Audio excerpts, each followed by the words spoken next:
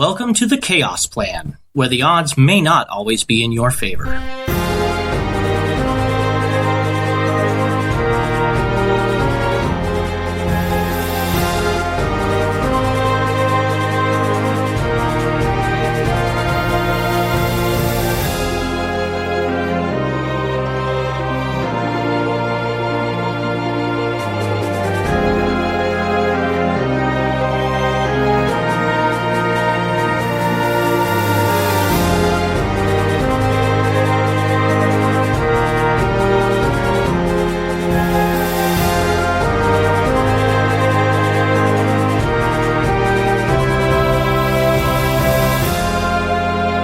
Thank you for joining us for another episode of The Chaos Plan. If you'd like to know more about the show and have an idea of kind of what's going on and where we're at in the world, visit our website where we are currently working on an online campaign guide, which you can find at www.theadventuringguild.com. And if you would like to join the show or become a sponsor and help us make this podcast better, visit our Patreon account. Just search for The Adventuring Guild or our website to find a link. And by subscribing and helping us out, you can not only join our Discord to hear our episodes live, you can also become a member of the show, get some awesome merch, and represent the guild. So thank you very much, and on with the show.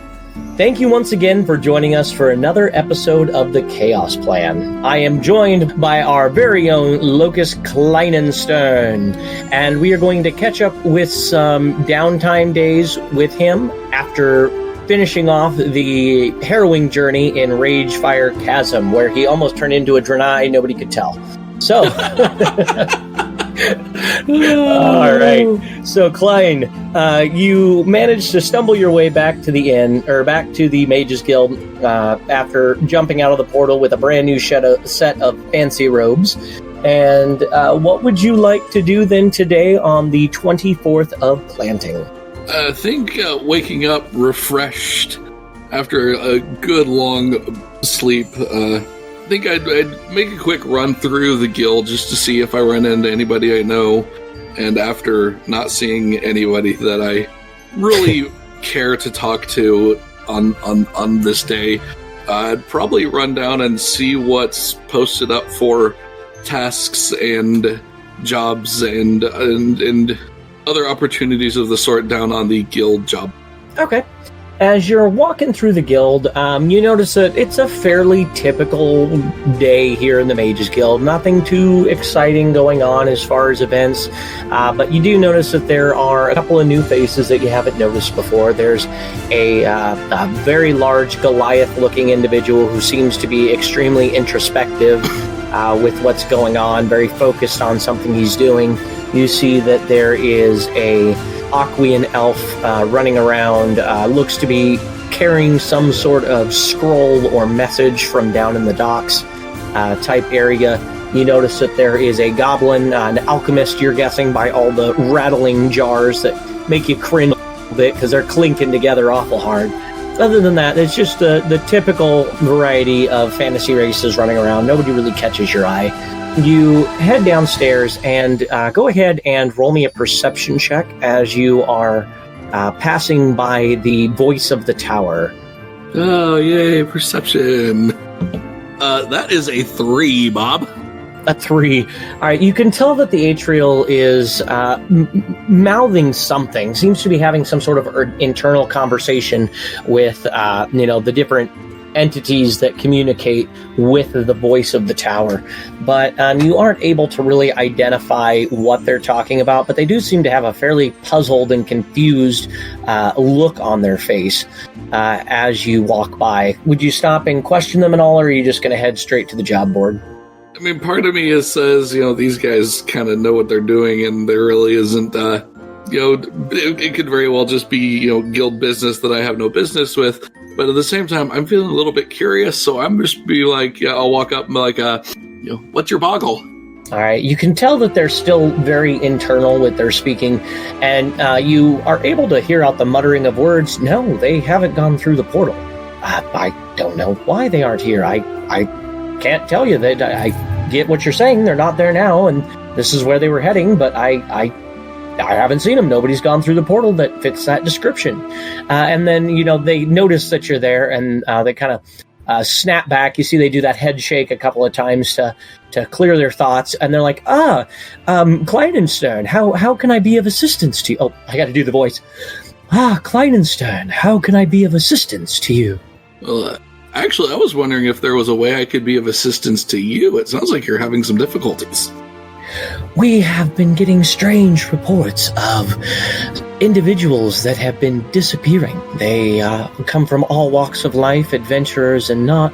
But some of the adventurers, the families and friends, are wondering if they stepped through the portal recently and just are on a long assignment. But none of them have stepped through in the last while. We're currently unaware of their location, which is very odd, as you well know. Once you are initiated and become a part of the wards, we always have a general sense of where you are in the verse. So this is a bit confusing to me, but we are sending some agents out to take a look at it and have posted a general mission out on the jobs board for anyone who is interested in looking in on this matter. You know what? I'm feeling froggy, so I might jump. Wait, but I thought you were a gumshoe. Wouldn't that make you stick to the ground? Oh, Lord. Is there anything that, a lower level singular individual like me can do to help out, even if it's just, going and looking for clues around the areas where they may have disappeared or anything like that? If you would like to, there are several individuals within the docks that need to be spoken to. We unfortunately, the docks being as a transient location as it is, have been unable to identify where they are or who they are exactly. We just have reports of people within the docks have recently gone missing, and those that are getting off of the ships and off the boats are reporting that in the middle of a voyage, they disappear. It was believed originally to just be a coincidental string of suicides at sea, people that just take their life when they get near the mana storm, as there is some folklore about if you do that, you will ascend to be with the magic itself. But there are too many of them to just be coincidence at this point. So if you wish to speak with some of the members down at the docks, we would gladly pay you a gold piece a day for your investigative work. I'm not normally probably not normally the kind of person that would do this, but if it can help the guild, then I feel like I can do my part. So I'll wander down to the docks and take a peek, see around, since I'm starting to feel a little bit more comfortable with what I can actually do, and think maybe I can actually make a difference around here. Okay. You would also know that doing this job for the guild would allow you to gain favor within the guild as well. So it wouldn't just be, you would get your 1 gold piece a day, but if you, do a really good job and you're investigating and bringing back any kind of information that'll help, you will get a little bit of reputation within the guild. So is there anything you want to do while you're walking down towards the docks district? From the Mages Guild, you would cross in between the Cauldron and the Commons before hitting the docks. Normally, I would say, since I'm going on a mission looking for missing persons, one thing I would do is, as I left, I would have gotten as much of a description of the people who went missing as possible, and just because keep an eye out to see if, for any chance, they just happen to be showing up randomly walking around the city, in which case that just brings up a lot more questions. But keep an eye out for people who might meet the description of individuals who have gone lost, or just generally looking about for anything that might look like it ties into this string of disappearances on map. Okay. So then, as you're walking around, go ahead and give me, we'll go with 3 perception checks, 1 from the common side, 1 from the Cauldron, and then 1 right as you're entering the docks. Good thing I'm better at talking to people than seeing things. Yeah, it would be hearing and whatnot. Go ahead. Yep. That is a natural 1. Oh no, okay. Wow, these dice are poop. A 2. Alright. And a 16. Okay, well, the Commons and the Cauldron are busy enough And the families and peoples that are running about, they have places to be, so they're not really doing a whole lot of talking. You aren't able to pick up a whole lot. You do hear the occasional mention of something that's going on in the area as far as an event. People, of note that are visiting the town, but nothing that you can really tie directly to the disappearances. However, when you get into the docks, you do hear a lot of rumbling as you get within the Commons district, which is where there's actually more built homes as opposed to just the ramshackle transient tents. So that's right on the north side of the road as you're going into the docks district, and you get kind of in there, and you're noticing that there's a bunch of people standing around one of the homes that's there, and you kind of get closer to see what's going on, and they say, "Oh, did you hear that?" Let's see, what's the name that we'll go with? That Starin, unfortunately, and spelled like star and then I-N, Starin, he hasn't been home for about 4 days now, and last we knew, he was within his home. He never leaves. He's a recluse. I mean, he's an astrologian, so they're always a bit nutty, but he hasn't been in for 3 days. Does anybody know what's going on? What's happened? All of his stuff is here. The candles have burned down to nubs. His cards are still out as if he was doing a reading. What's going on here? Hearing that, someone has vanished, and that it seems like it was, I'm going to go fairly recently, within the past, few days. I might, walk up and just ask, making a note that people say that he's a bit of a recluse and that, he doesn't go out often. I'll ask around. The first question I says is, does it look like, anyone forced their way into his home? No, as a matter of fact, the door is still bolted shut. We got a little bit worried because we saw that there appeared to be smoke that was coming out of the windows, and we couldn't get an answer. And so we broke open the door to get in there, and it had just been a candle that had burnt down to a nub, and so it was smoking more than normal. But fires here in the docks don't end well. The buildings are so closely built together that we were the ones that broke in, but everything was as is. We haven't touched anything other than doing a cursory glance around. I realize that this is an individual's home, and he's not here to, give me permission to enter. But I was kind of looking around, like, it'd be all right if I, went in and took a look around. Oh yes. This was also his place of business. He did fortune tellings and that kind of thing within here. He was a retired astrologian. An adventurer who used the power of portents and omens and cards in order to do his work. He was well respected, just he preferred living with what he called real people down here at the docks, and as he was a Githyanki, they don't really get along too well with a whole lot of the more righteous people in the other districts. But he did run a business out of here, and people would come and go regularly. That's why it's a little bit weird that he's gone. He never left. He never left. Well, I'll take a moment to, kind of follow this side tangent before I get back to my main mission, because I feel like this is pertinent to my main mission. And I'll go in, and the first thing I'm going to look at is, they said that his cards were laid out on the table. Thinking that this might be something that I can take back to the guild and, maybe talk to the astrology department about. I'm going to make a note of what the cards are on the table and what their positions are.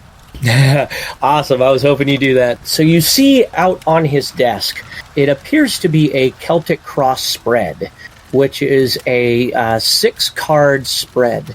And at the top card, there is the Chariot, the 7. And then on the left-hand side, there is the 10 of Swords. On the right-hand side, there is the Ace of Wands. At the bottom, there is the 5 of Cups. And then the cross in the middle, the upright-facing card, or the vertical-facing card, is the 3 of Swords. And then the horizontal laying card is the 10 of Cups.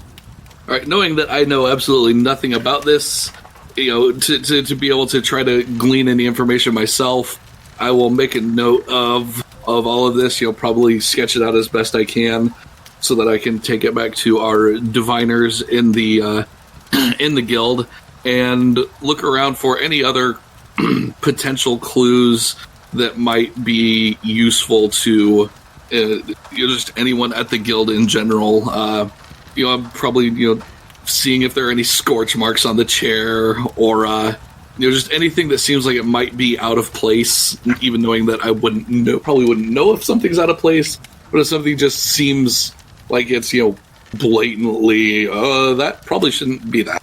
Okay, go ahead then and roll me an investigation check to find things that are out of place. That's a 13. A 13. You notice as you're looking around that other than the fact that the candle had been burned clear down to nothing, which is very unusual. Normally you'd put it out so that it doesn't burn, the table or get too hot down that low.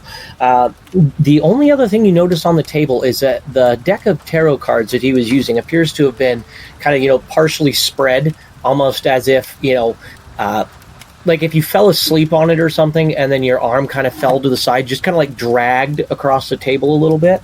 And then on the floor, on the right-hand side, which would have been the Ace of Wands side, there are 4 cards laying in a pile on the floor there, as if they had been knocked off the table. I'm going to take a look at what those cards are. All right. You're not sure what order they were on when they were on the table, but the 4 cards are the 6 of Swords, the King of Wands, the 9 of Cups, and the 4 of Swords. Because I know that in this world, chance actually carries weight, and things like this that just quote unquote happen.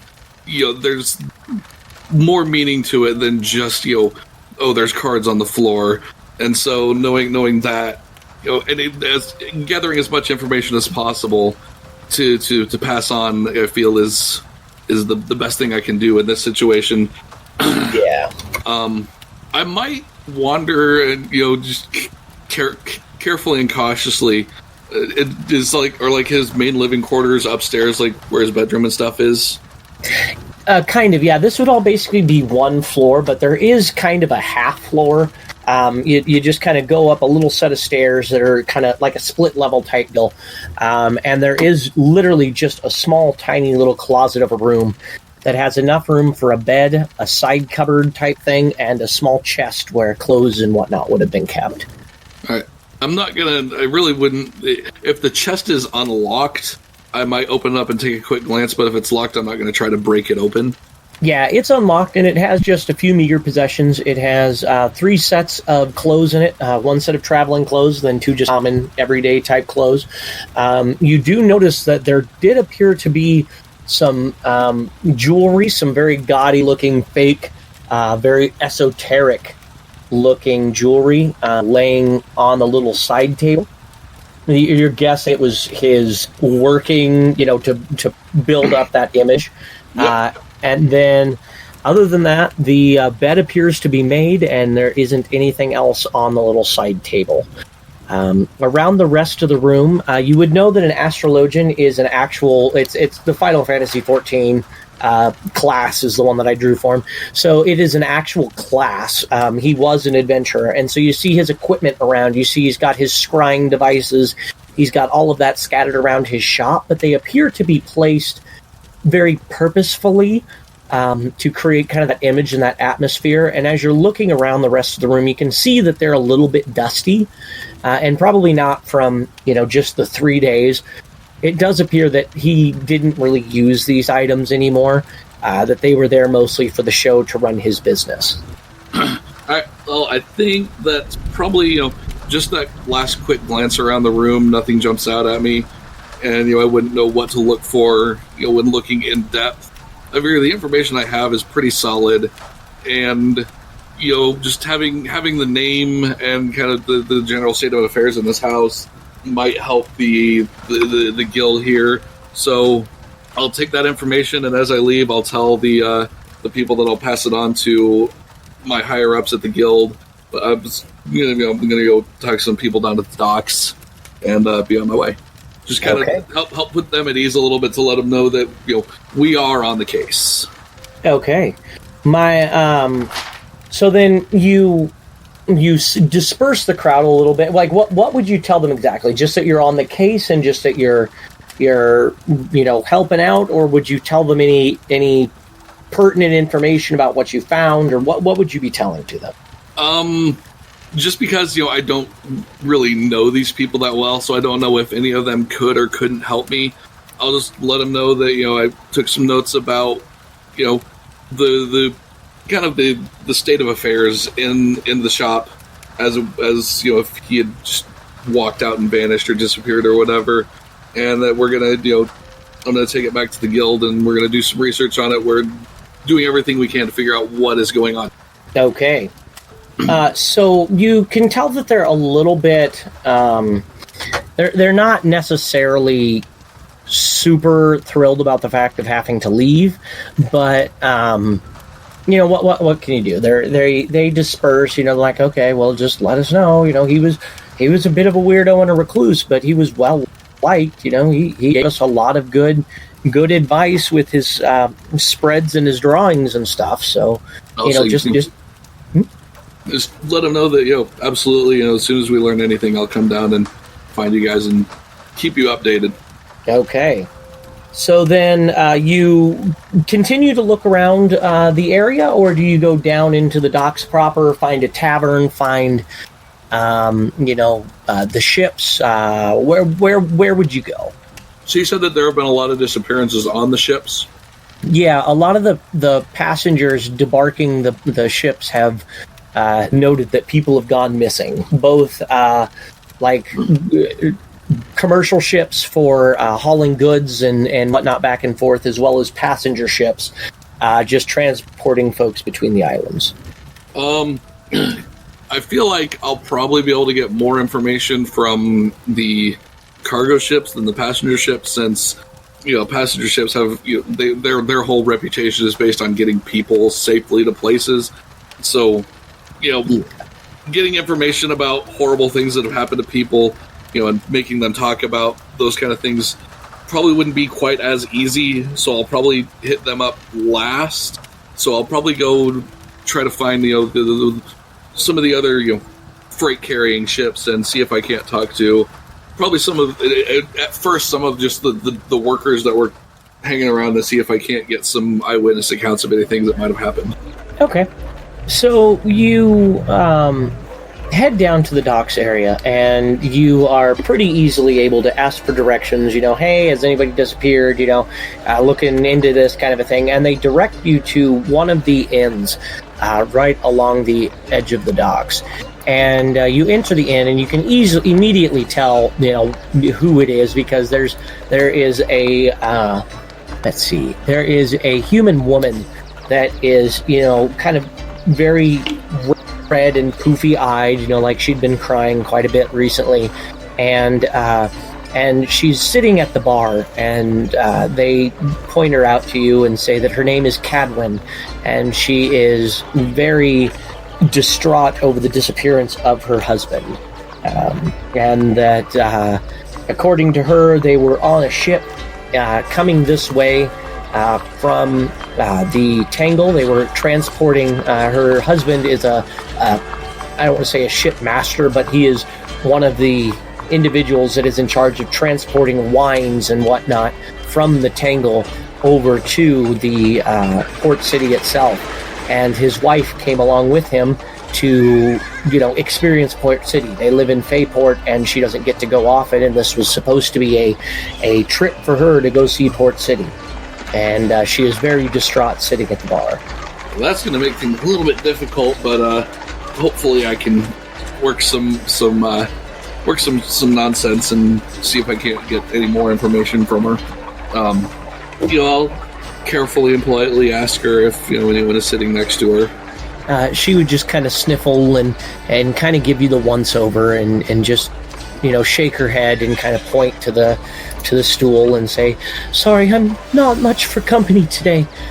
It's been a harrowing couple of days." And I can understand that. My name is Klien. I'm with the Mages Guild. We're actually doing a very exhaustive investigation of not only your husband's disappearance, but a number of others that have occurred in recent times, and we're trying to get as much information as we can so that we can find these people and bring them home safely. And she sniffles and says, "Well, yes, I appreciate what you're doing. I'll tell you everything I can. It's all just kind of a blur." And she would go into her story, and she would tell you that they departed from the Tangle, and everything was going great. She had never been to Port City before. This was supposed to be a fun trip with her husband and whatnot. The ship that they were on was called the Young Robin, because you see, the vineyard was always so full of robins and birds, and so my husband commissioned the ship to be built because we've been having a great year as far as the grapes and the harvest and whatnot. And so he came to Port City not only to bring a shipment to hand out to the different inns and things, but also to start looking around, because we were hoping to eventually move here. With how much he'd been making in the vineyards, everybody wants to come to Port City and live. It would be wonderful. But unfortunately, he disappeared when we were but a day from the shore. We didn't know what happened to him. We looked and looked, but we couldn't find him. Do you know what he was doing? I mean, I know it's a difficult question to ask. Do you have any idea what he might have been doing when he disappeared? I'm not sure entirely. He was very devout. He was a cleric of the ocean gods, and we always laughed that, why did he worship the ocean when we were a vineyard? He should be worshiping something like a lake god, because it would bring rain, not salt water.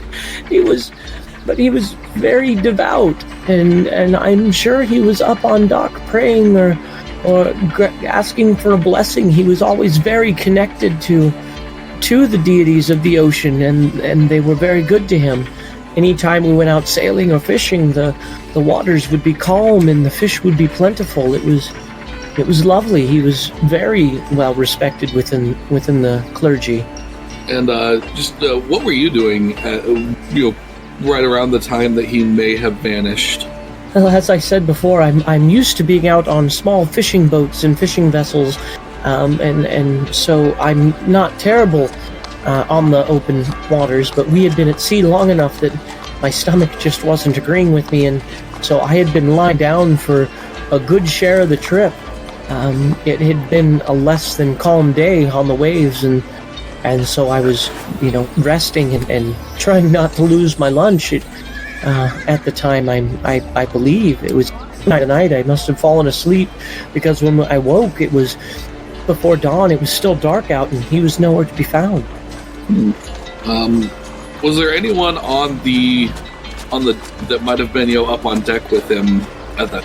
Yes, there's a crew of 10 of us, and there was at least 2 people on deck at all times. They would rotate around, so there would have been a navigator, a lookout of some variety out there, and then somebody else out. I don't know what they would have been doing, but there was at least 2 other people there at all times, and out there at all times, and nobody saw go out onto the bow, at the very front of the ship near the figurehead that was made up to look like the ocean deity, and they saw him go out there like he always did, and at some point he just wasn't there anymore.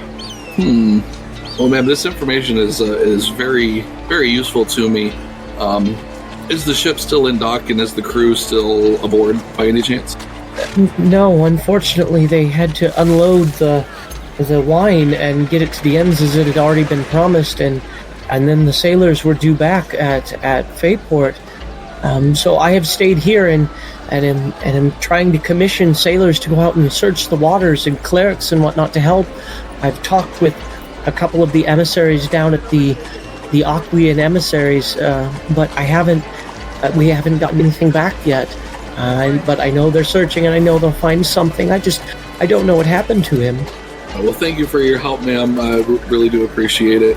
And I'll ask, how long she's planning on staying in town, and where I might be able to contact her if I find any information out. My husband. Find out anything. Yeah. She says my husband Aiden had family in the Elven district. He was an elf, you see, and I'll be staying at the Greenfield Inn for another couple of weeks, and then I must return. The orchard or the vineyard can't run itself. I just hope we find him before then. We will find him as quickly as we can, ma'am. If you don't mind, I take my leave and go see if I can't learn anything else that I can about what's been going on lately. Okay. By this time, it would be mid-afternoon, getting into supper-type time. So the docks are full of all sorts of smells of things cooking and of people bustling around. Many of the laborers are starting to get done with their day. And so the amount of people in the streets and whatnot has definitely picked up. Where would you like to go within the docks to try and find another mark? There's, of course, the tent city, which is all the transient, temporary housing. There's the taverns. The Shadows Guild does have an official office here, for lack of a better term.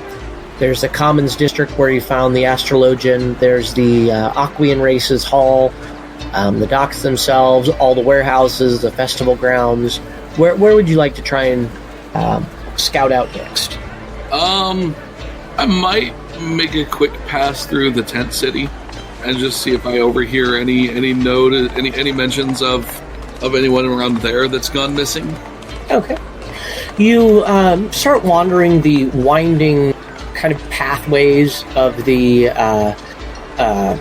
tent city. It's not a very welcoming place to most, but to those who don't have their noses in the air, it's comfortable enough. It is the most diverse area in all of Port City, as it is very temporary, very transient, very free-spirited, if you will.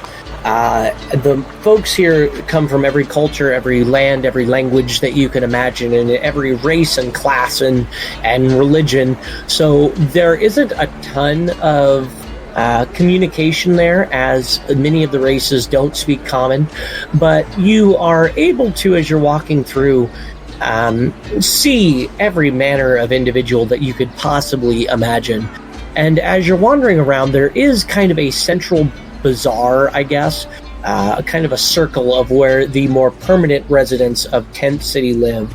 And as you're walking up to that area, you do see that there is kind of a long tent, a meeting hall of sorts, and you do hear some very enthusiastic, not shouting, but very loud talking, as if several people are trying to be heard all at the exact same time. Would you approach there, or would you go to some of the quieter areas of Tent City? I hear boisterous conversation. I might poke my head in and see if I can't, at least listen in and hear what they're talking about, because people don't usually, I realize it's evening and things are, potentially picking up, but in general, people don't get excited over nothing. Okay. You get close, and even you're 120 feet away, 200 feet away, and you can hear the voices of people, and it's fairly indistinct. So go ahead and roll me an insight check to try and make sense of this jumble of voices and dialects and languages. That's a 13. A 13. All right. In common, you are able to pick out of the mix from some sort of very heavy speech, as if the person speaking has tusks or very large fangs or something along those lines. They kind of shout out, "We know that they have left Tent City, but we don't know where they went. Where did they go?" And then you hear a smaller voice, more musical in nature. You're imagining some small individual that has their voice boosted with magic of some variety say, "We have no idea what has happened to them. Our people are missing too. Why are you accusing us? We've done nothing wrong." And then you hear, in what all languages do you speak? Common and deep speech. Deep speech.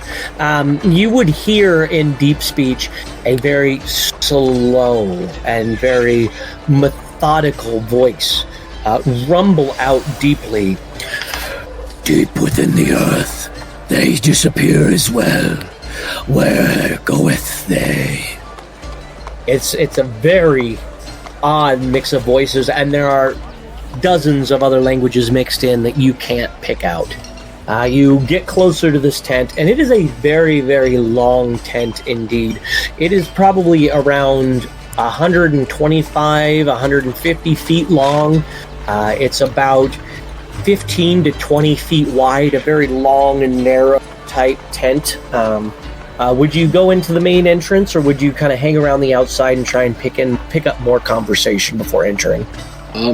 I'd slip in, and as it's easier to, while it may be, kind of slip in and try to remain unnoticed as much as possible until there's a bit of a lull in the general accusation match, or even and while I'm doing that, I might look, see if I can't find someone who is less involved in the conversation that I can maybe talk to for a little bit. All right, you can see sitting in the middle of the tent is what you could only classify as a warlord. A very large individual. It looks like a giant orc almost. You're pretty sure they might be an org, half orc, half ogre type individual, wearing a bear's head type cowl, about bear's head type ceremonial head type thing, partial mantle about their shoulders, and then on their back is a great sword. And by great sword, I mean more along the lines of a great sword spear, the length of a spear, but a sword, a buster sword.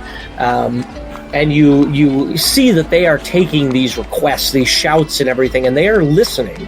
And while they do look like a very orc, ogreish brute of an individual, their eyes are extremely sharp and very cunning, and you can see that they are able to make sense of everything that is being said.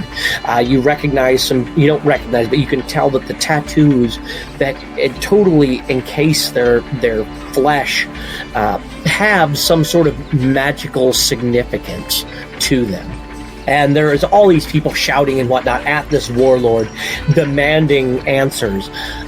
You can tell the deep speech is coming from what appears to be a small, and in small I say about a border collie sized, smallish medium dog sized statue of what appears to be a beholder, just sitting there on this very long table, and this voice of deep speech seems to be emanating from it. There is a small pixie-looking individual that is the melodic voice that you picked out. There is a very large troll with large tusks reaching clear down to the middle of his chest, also shouting at this warlord, and a dozen other people in varying language all shouting. Around the outskirts of the tent, though, you do see that there are several different races all kind of converging and talking in small groups of 2 to 3. Would you approach these small groups, or do you want to wait for something to happen with the warlord, or try and get the warlord's attention? I feel that while there's already enough people vying for the warlord's attention that me trying to butt in would just cause more problems. So I might wander around and see try to find maybe a solitary individual, because that's usually the best way to get information. But if, barring that, find one of the smaller groups that looks like it might be more open to someone listening in and maybe asking you a couple questions here and there as questions arise. Okay. Go ahead then and roll me 3d10 and give me each number individually. All right, so the first number is a 4. Okay. And then a 6. All right. And then a 10. All right. So, through here. All right, so this individual is a very dark-skinned individual, very coffee-colored skin, and they appear to be human-ish in nature. You're not sure 100%. Oh, this will be fun. So they appear to have a very, I don't want to say a knightly aura about them or a paladin-esque aura about them, but you can definitely tell that they are affirmed in their mission. They take a very solid stance, and they are very stoic, and they're staying out of the conversation and out of the chaos that is happening because of choice, as opposed to because they don't have a reason to be there. They obviously have a reason they're there, but they're trying to bring order to the chaos. And they have wielded on their back, they appear to have 2 short swords. So despite the fact that they are a heavier armored individual, they do appear to be wielding 2 lighter, quicker weapons. And these weapons appear to have some sort of enchantment upon them. They are definitely more powerful weapons than the standard variety. And they also, upon their chest is the insignia of the Fighters Guild. So the fact that they're down here in Tent City would be a little bit odd.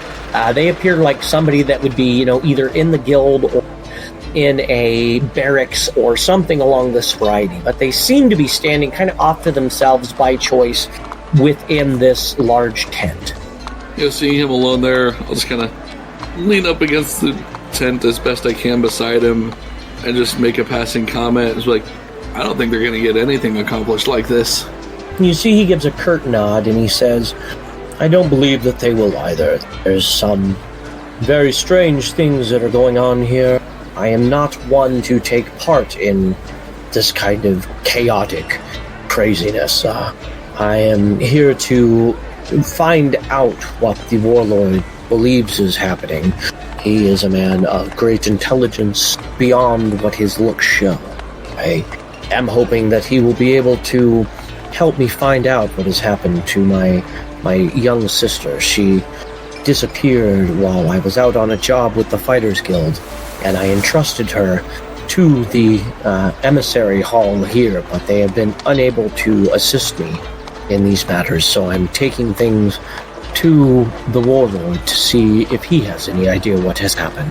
I'll just make a note that I'm actually also investigating a lot of these disappearances in acting on behalf of the Mages Guild, and so I've been spending most of my day gathering information, just kind of to start a good, solid, long investigation. So I'll just go ahead and mention that and then ask him if there's anything that he can tell me about his sister's disappearance that might be able to help us on our end of things. I am a Redguard, and as such, we aren't used to being this close to the ocean, this close to the waters of Port City. Rather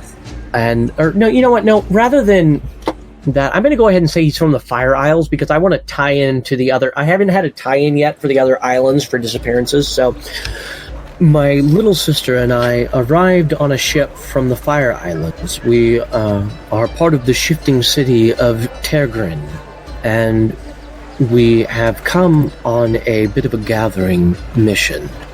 Many of the artisans here are always looking for work, and we were hoping to convince some of them to return to the Fire Isles with us and help us develop so that the sands don't overtake the shifting city. As I'm sure you well know, our settlements are always on the verge of being overtaken by the sands. But while she was staying within the aquatic hall, the aquatic emissaries hall, she disappeared while she was out searching like I have been doing. So what all questions? I think the first question, I can tell that you are definitely a member of the Fighters Guild. What did your sister do? Was she old enough to actually have a job? Did she perform any major functions, or was she just a common person that just kind of existed? My sister had an extremely sharp and exceptional mind. She had figures and numbers and shapes and designs flowing through her head at all times. She was going down the path of the artisan and was capable of great building and ideas, and it was confusing to me, but she was not one that could really take care of herself should trouble arise. So I was sent along to keep watch over her, but unfortunately I failed in my duties to keep her safe. I'll just, whether or not it's reassuring, I'll just tell them, I don't think you failed. There have been a number of disappearances that, near as I can tell from my initial investigations, no one could have done anything to stop. It's probably not much comfort to you in that matter, but if it helps, I highly doubt they call what happened a failure. I have, in fact, in my investigations, run into the same conclusion. The Fighters Guild, as a matter of fact, is missing several of its members over the last 2 months. Since the beginning of the new year, something has been happening within the world. Some strange disappearances have been happening all over Arcadia, though this being the largest city, it is most noticeable here. I know many are trying to investigate, and I am taking up that cause as well. I do hope that you are able to find something out. If you ever do need to get a hold of me, please call on Warad, which is WARR''AD. Warad. I am staying within the Fighters Guild and shall remain here until my sister is found. And I will do everything I can to make your stay here as short as possible. I thank you. If you do need to get a hold of the War Chief, I suggest you do so soon, as during the evening hours it just gets more crowded. I wish you luck, and I will share any information that I have with you. And I'll let him know that, I'm a member of the Mages Guild, and if he needs to pass any information on, he can come find me there, and if I'm not there, just leave a message with the ethereal-looking, quote-unquote, individual in the front hall, and it'll get to me. Yes, I am well aware of your voice of the tower. I will leave message with him should I need. Thank you. Thank you, as well. Alright, and then he goes back to, even though, you haven't moved at all, just his posture and his stance say that, he is clearly focused back onto his goal of trying to figure out what's going on with the Warlord and what the Warlord has to say. Would you try to get the Warlord's attention, or stick around and wait, or what would you like to do now? I feel like right now, maybe it might be one of those things that I probably try to do tomorrow, if anything. I've gotten a lot of really good information from other people that we can use to get started. It's probably getting late after all of these conversations I've had. Yeah, it would be getting to definitely into supper time, if not into early night. It would be, somewhere around between 7 and 9 o'clock-ish.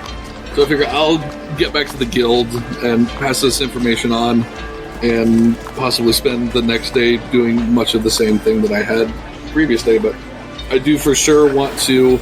I'll give the voice all of the names and information that I can, and then take the notes that I took at Staren's residence directly to the astrology department, so I can, maybe see if we can't get the ball rolling on that, because that's the disappearance that I have the most direct information about. Okay. Yeah, you would know that the Mages Guild would be a very good place to visit for that kind of fortune-telling and whatnot. There's also the Temple of Divination within the Temples Guild. Would you want to talk to them before heading to the Mages Guild, or would you go straight to the Mages Guild? If it's on the way, I might stop in, because I feel like I might be able to maybe get just a splash more information about Aiden, since he was a cleric. And so finding one of the temples to the ocean gods, I might be able to learn a little bit more about that there. Okay, yeah, the Temples Guild would be just slightly north of the Mages Guild, so you'd be, going just past your goal a little ways, but not too far. So you head up into the Temples Guild, and where would you hit first? Would you want to talk to one of the clerics of the ocean, or would you want to talk to the diviners first? I think it would just be whichever building I hit first, so not knowing which, the specific buildings' locations, we'll just go with the cleric. just one of the ocean temples first. Circle around, and you run into what is very obviously a cleric of the ocean, or some sort of ocean temple, being as there's a great wave type symbol at the front of their doors. You enter into the temple, and it's getting late, so there aren't a ton of other individuals here. It would be mostly captains and other seafaring sailors, whatnot, that have just gotten to port and are paying their respects and that kind of thing. Would you approach one of the priests, or would you just kind of wait to be noticed, or what would you like to do? I might wait to be noticed. People going about their business in temples, I don't like to interfere with that too much. I figure, if I'm meant to be noticed, I'll be noticed.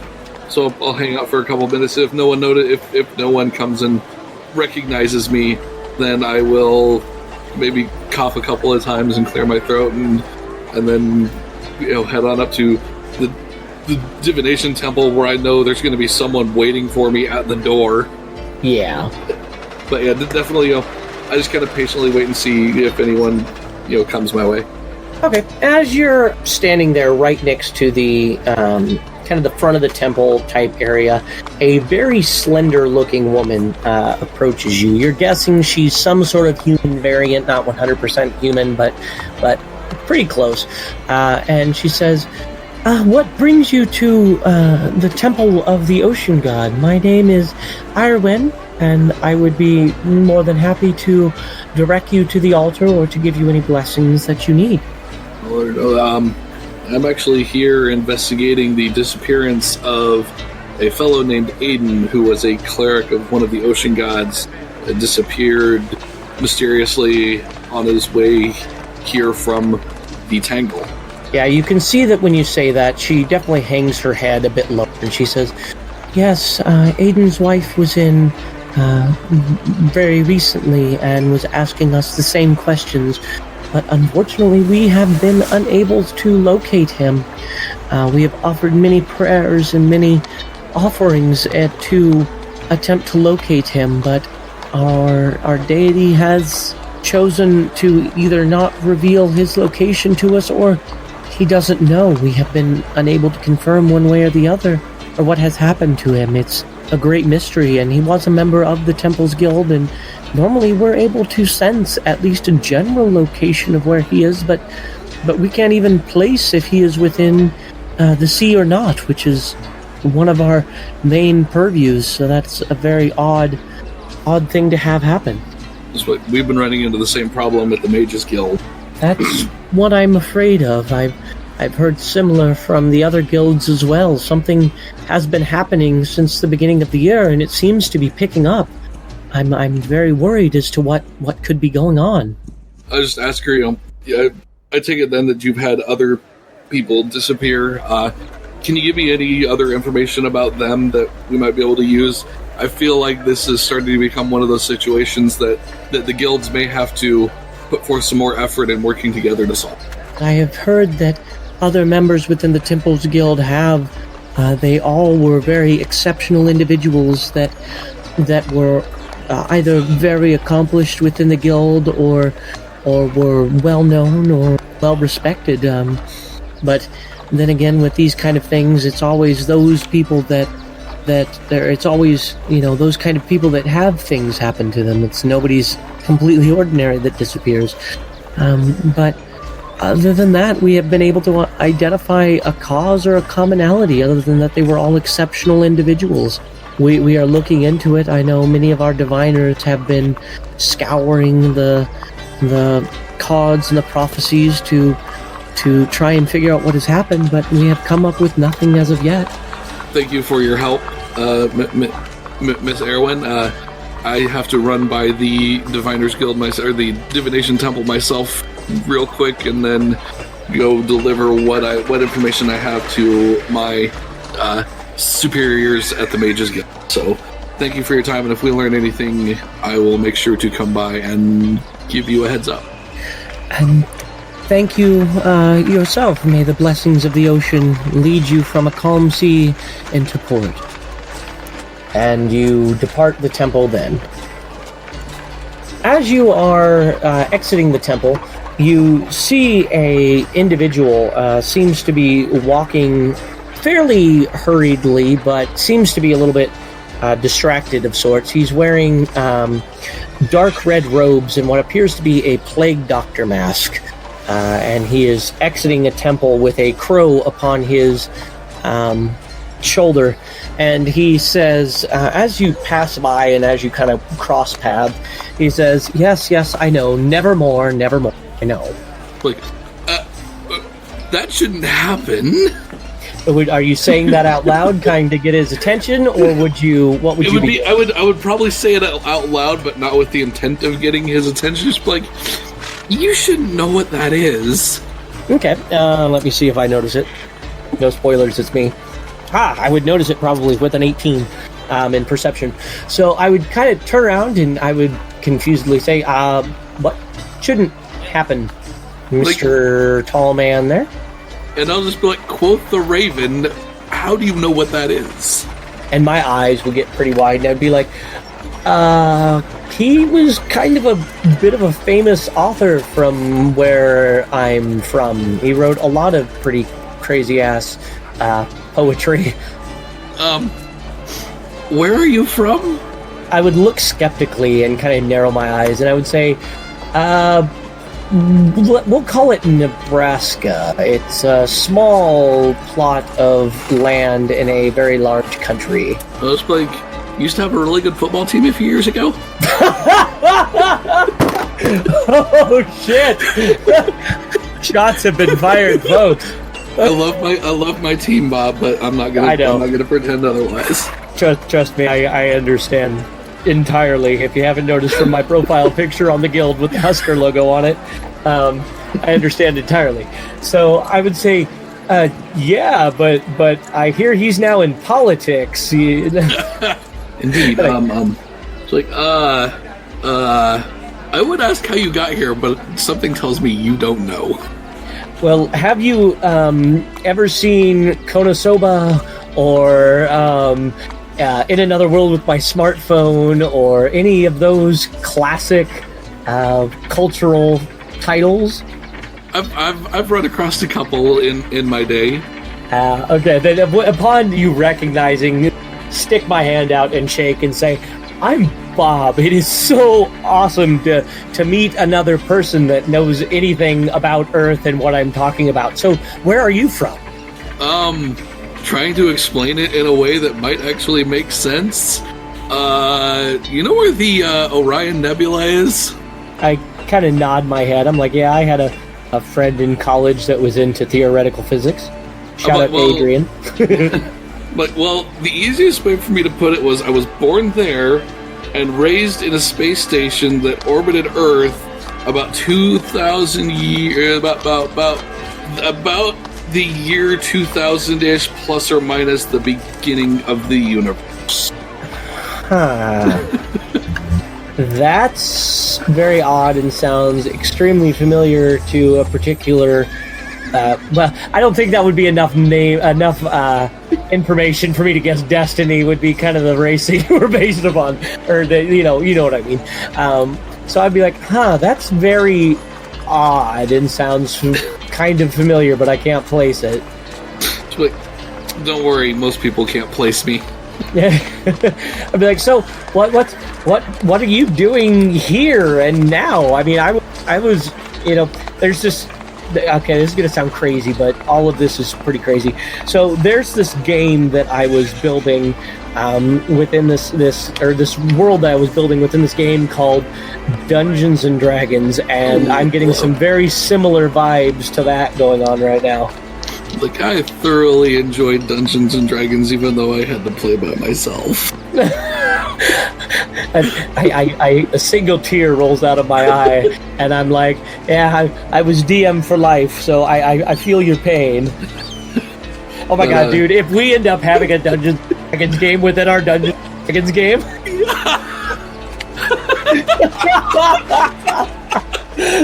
Oh, Lord. I think we need to make this happen, Bob.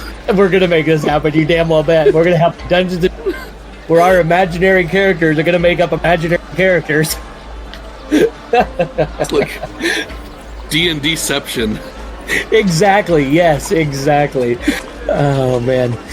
I would say, well, I don't know what's going on, but if you know anything about Dungeons & Dragons, I'm sure you know that, the classes and all that kind of stuff, and more people makes a better party and all that kind of stuff.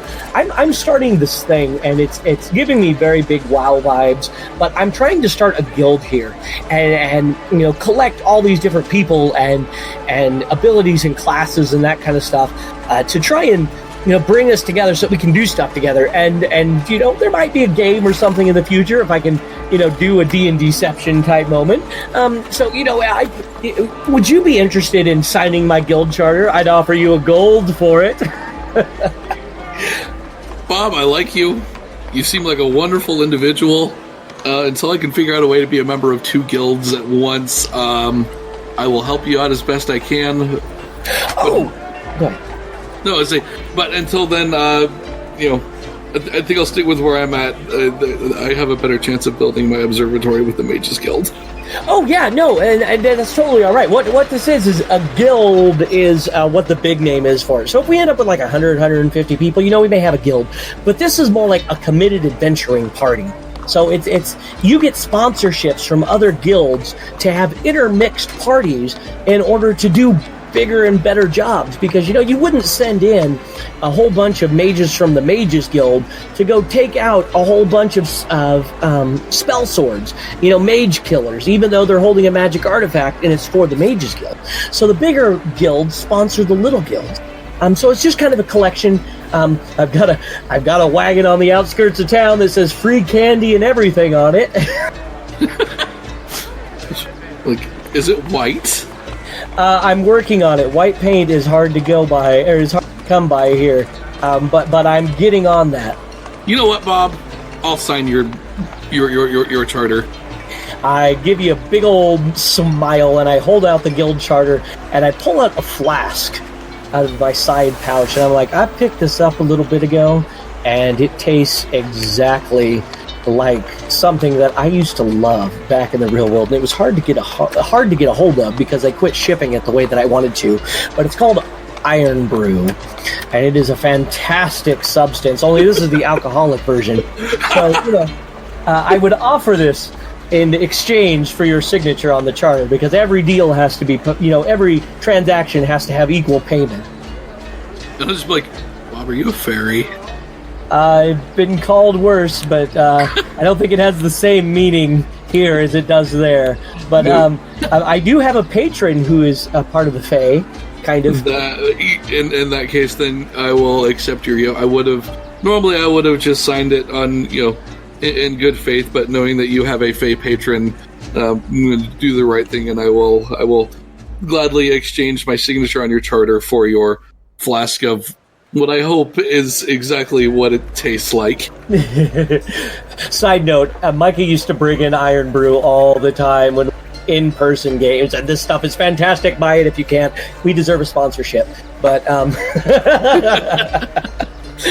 anywho, so, yes, so I get your signature, and I say, well, if you ever need, a place to, I'm setting up this wagon on the outside of town. There's a message board on the inside. You can leave messages. I'm hoping to get some more people. We're looking for a cause, and I can tell that you're on your way to something. I've got to get back to the Tinkers Guild. It's been a long day. If you know anything about the world I came from, I've had to kill some people recently, and I'm having a hard time with that. So I'm heading back to the Tinkers Guild to have some introspective self-care time, and I hope to see you again very soon. I do too, Mr. Bob. This was amazing. And by the way, if you haven't met him yet, I have a very good friend who is basically like a half-size Indian. Huh. That's something I'm going to have to see. What's his name? His name is Barnaby Hardcastle. Oh, I cannot wait. With a name like Barnaby, I've got to beat this chap. He's a gnome. Oh my God! Indiana gnome. I know, right? Okay. And I would laugh as I walk off into the distance towards the Tinkers Guild, giving you a wave behind me. I would reciprocate and head up to the divination temple with a big shit-eating grin on my face. Okay, so you head up then to the Divination Guild, and as you're heading... Oh, what's that? Sorry, it's the Divination Temple. Oh, yes, thank you. Yep, the Divination Temple. As you walk up to the for the temple in charge of all the divination and all of the fortune telling and all of that kind of stuff, you walk up the steps and you see that there's somebody out there waiting to meet you. She introduces herself as Ellis, and she says, I have seen that you have some questions for us. Go ahead, please come in. It will just be a matter of a few minutes before one of the priests or priestesses is able to speak with you.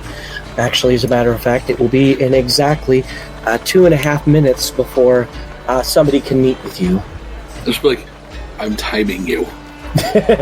All right. And almost exactly to the second, as close as you can tell, 2.5 minutes later, somebody walks in and says, yes, I would be more than happy to answer the questions that you have. I just need to know what order you want them in. My name is Docus. I was like, well, you are more punctual than the not doctor that I met a while ago. He chuckles a little bit and says, I'm getting something tiny whiny, but I can't necessarily name it. But, okay, so, I will hand him the drawing, the sketch that I made of Starin's table, and with the note of the cards that were on the floor, and I'm like, does this mean anything to you? He looks at it and he says, I can tell from the shape of the drawing that he was trying to do some sort of divining ritual. This is an extremely complex layout. It is not one that is frequently used due to its complexity. We normally do smaller draws, but I do notice there are only 6 cards here. Typically there are 10. There were 4 on the floor. And he kind of nods his hand. No, go ahead. There were 4 on the floor. The 4 that I wrote down as the little note on the bottom of the page, I found, I don't know what order they were in on the floor or where they may have been on the table, but it looked like they had been knocked off of the table. He kind of nods his head and he says, this would have been used to answer a specific question. And the cards would have given step-by-step instructions on many of the different aspects of that question that was asked. I would be more than happy to look into this. However, it will take a little bit of time. Should you return in the morning, I would be more than happy to let you know of the findings that we have. I would appreciate whatever help you can get. I'm trying to find some missing peoples, and I'm hoping that this helps.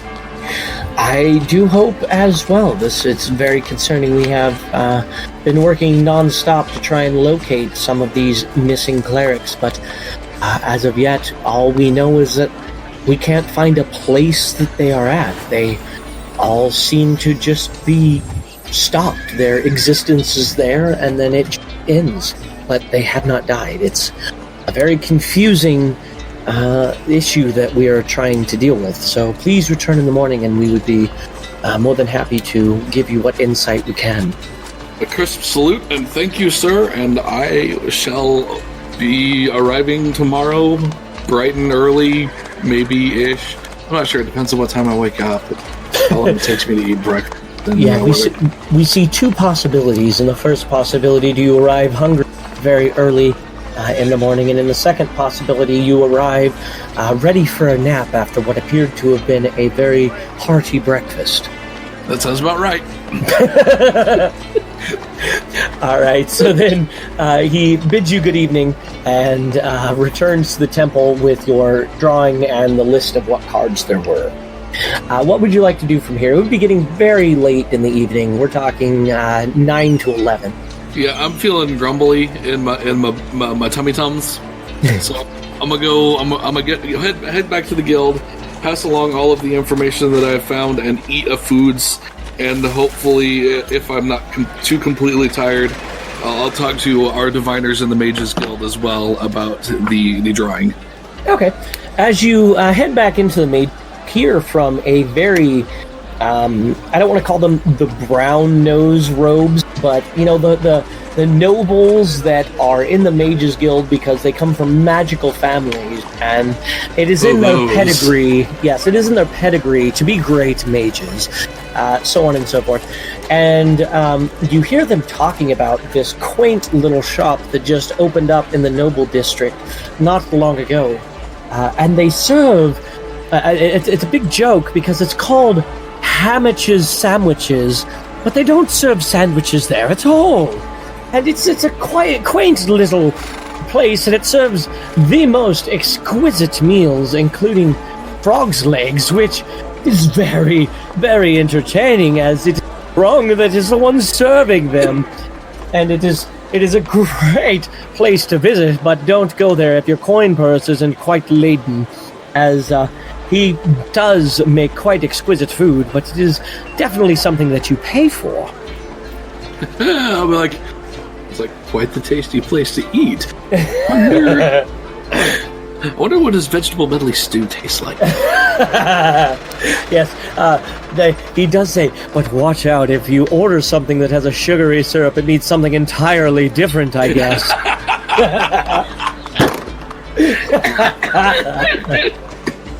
Oh, my God. And that is a little side... Oh, go ahead.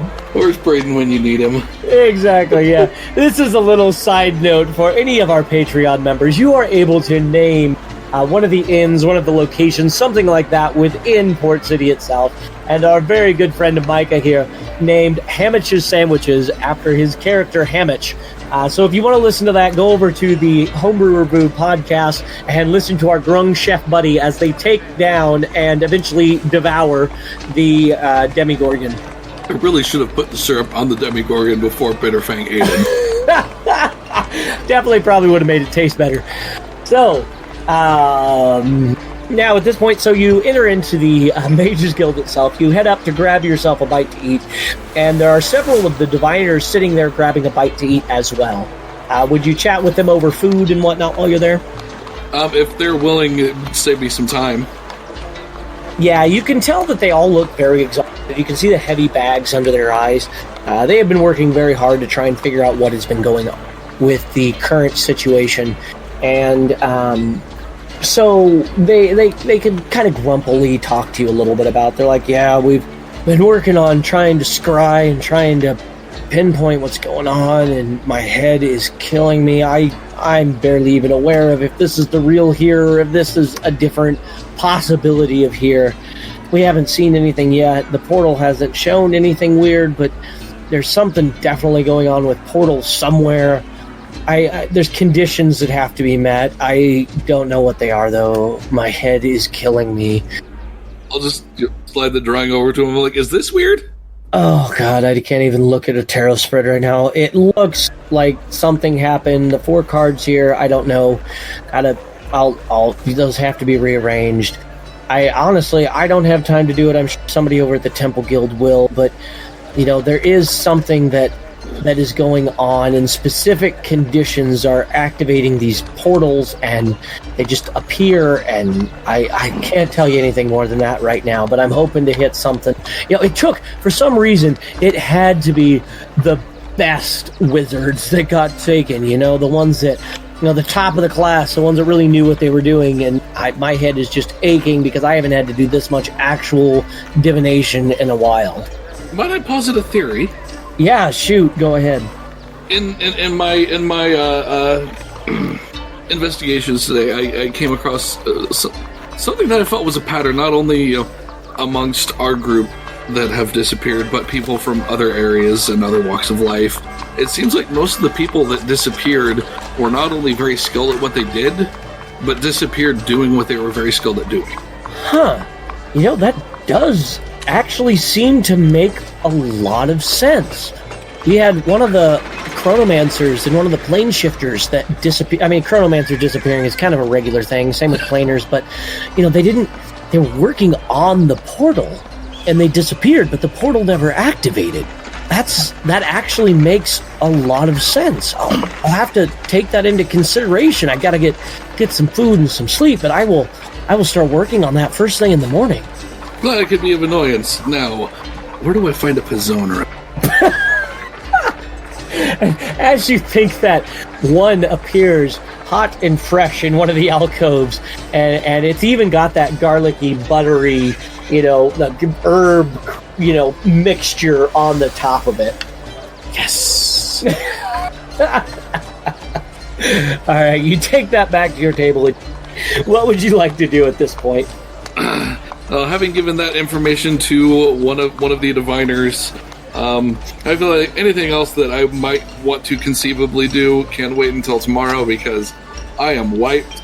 My feet are aching. I haven't walked this much since ever, and so I'm going to eat my foods and go to beds. All right. So then you head to bed, and you're able to eventually go to sleep. You got a lot of thoughts running in your head, but you're eventually able to quiet those thoughts, and you pass out for the night. So I think this is where we will go ahead and end this episode. That way I have a little time to research exactly what that tarot spread is going to mean, because I did the tarot spread, so now I've got to figure out what those cards all mean, and I'll somehow have it make sense within the game here. So thank you very much, Micah, for joining me. When we pick up next time, it will be on the 25th of Planting. I know we've already done one small group game with people heading down to investigate these portals. So thank you very much, Micah, and I hope to get you back on very, very soon. Indeed. All right. I will talk to you later. Sounds like a plan.